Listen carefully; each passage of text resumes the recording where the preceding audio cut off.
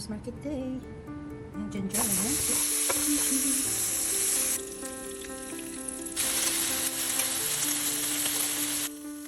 Ang ating sarap na breakfast.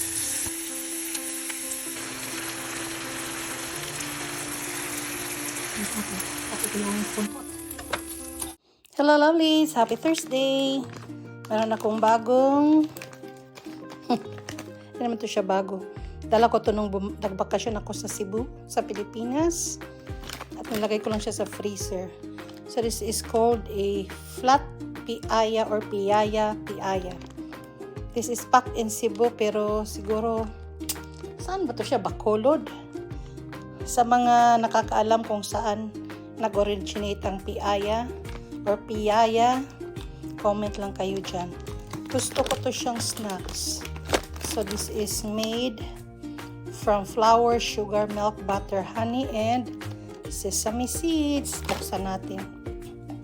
Naghahanap kasi ako ng mas snacks. Nakita ko to sa freezer. Ano ba ito? Habulan. Kahabulan ba? Okay. Basta gusto ko to siya. Paborito ko. Kasi itong kanyang mukha. I-reheat ko lang to siya sa microwave ng 30 seconds. Kasi galing to sa freezer. So yan, sa isang pack meron siyang 5. Ayan. Dalawa lang ang aking kainin.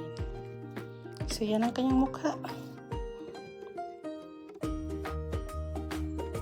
Para siyang flatbread. Na may brown sugar, sesame seeds sa loob. Comment sa mga nakakaalam kung saan nag-originate ang piaya.